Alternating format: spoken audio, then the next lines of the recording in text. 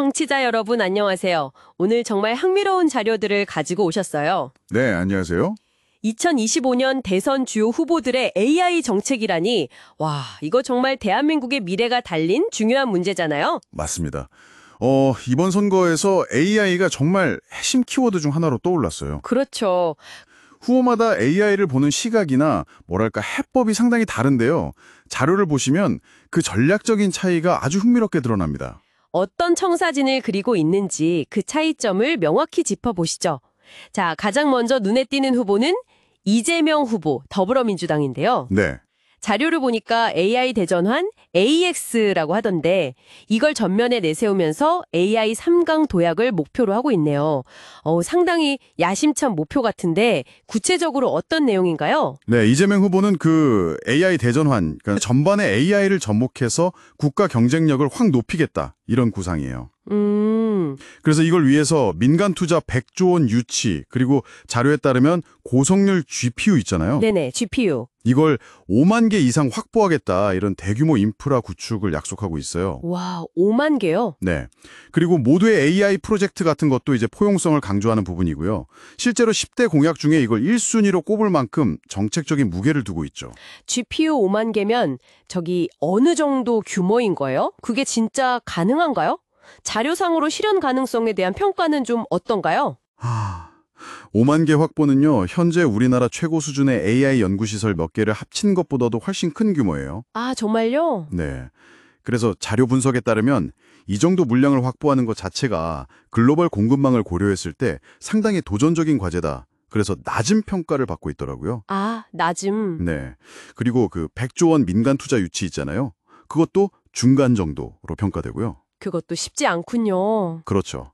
그러니까 비전 자체는 굉장히 대담하고 인상적인데 자료에서는 현실적인 그 공급망 제약이나 재원 확보 방안 이게 관건이 될 거다 이렇게 지적하고 있습니다.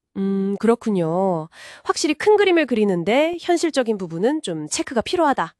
자, 그럼 대규모 인프라 구축에 집중하는 방향이 있다면 또 다른 접근도 있겠죠? 자료를 보니까 김문수 후보 국민의힘은 인재 양성과의 균형, 이걸 좀 강조하는 것 같은데요? 맞습니다. 김문수 후보는 AI 청년 인재 20만 명 양성, 그리고 민관합동펀드 100조 원 조성, 이걸 이제 핵심으로 내걸었어요. 와, 인재 20만 명에 펀드 100조. 네, 그러니까 인재랑 자본, 이 두 축을 동시에 강화하려는 전략으로 읽히거든요. 균형이네요, 정말. 그렇죠. 특히 AI 관련 규제를 글로벌 스탠다드에 맞추겠다. 그리고 원전 확대를 통해서 AI 운영에 필수적인 전력 인프라 비용을 좀 절감하겠다. 이런 계획도 포함되어 있습니다. 이것도 10대 공약 중에 2순위로 비중 있게 다루고 있죠. 인재 20만 명 양성이라. 이 목표에 대한 평가는 어떤가요? 이것도 만만치 않을 것 같은데. 그리고 원전 확대 부분은 또 논란의 여지도 좀 있을 텐데요. 그리고 원전 확대는 뭐 안정적인 전력 공급이라는 장점은 분명히 있지만 네. 아시겠지만 국제적인 환경 규제나 사회적인 수용성 측면에서 고려할 점이 많다. 이런 분석도 함께 제시되어 있어요. 그러니까 균형 잡힌 접근은 좋은데 구체적인 실행 계획이 좀 더 뒷받침되어야 한다. 이렇게 보여요. 그렇군요. 균형은 좋은데 실행 계획이 관건이다. 자, 마지막으로 이준석 후보, 개혁신당의 경우는 앞선 두 후보와는 또 결이 다른 것 같습니다. 자료를 보니 AI 자체보다는 규제 혁신 쪽에 무게를 둔 듯한데요. 네, 정확히 보셨어요. 이준석 후보는 AI에 딱 특화된 공약이라기보다는 규제 기준 국가제 도입 같은 시스템 혁신, 이걸 강조하고 있습니다. 규제 기준 국가제요? 그게 뭐죠? 좀 생소한데요? 그러니까 이게 뭐냐면 특정 산업에서 가장 앞선 규제를 가진 나라 있잖아요. 그 나라 기준을 우리가 빨리 도입해서 글로벌 경쟁력을 확보하자. 뭐 이런 개념이에요. 아하, 패스트 팔로워 전략 같은 거군요. 그렇죠. 좀 속도를 내자는 거죠. 그리고 더불어서 과학기술 성과연금이나 과학자 패스트트랙 제도처럼 연구자 지원책도 제시했죠. 과학기술 성과연금이나 패스트트랙 제도는 좀 더 구체적으로 어떤 내용인가요? 이건 실현 가능성은 어떻고요? 성과연금은 말 그대로 뛰어난 연구 성과를 낸 과학기술인에게 연금 혜택을 줘서 좀 안정적인 연구 환경을 만들자는 거고요. 오, 괜찮네요. 패스트트랙은 우수 과학자가 좀 빨리 정착하고 성장할 수 있도록 지원하는 제도입니다. 자료상으로는 이 두 제도는 실현 가능성이 높음으로 꽤 긍정적인 평가를 받고 있어요. 아, 이건 높음이군요. 네. 다만 이제 AI라는 특정 산업에 대한 집중 육성 전략은 상대적으로 좀 부족하다. 이게 자료에서 지적하는 약점입니다. AI 자체에 대한 집중도는 좀 낮다. 그렇죠. 규제 혁신을 통해서 빠른 변화를 유도하는 건 강점인데 AI 자체에 대한 우선순위는 그래서 중간 정도로 평가됩니다. 자, 오늘 정말 짧은 시간 안에 새 후보의 핵심 AI 정책 방향을 쫙 훑어봤습니다.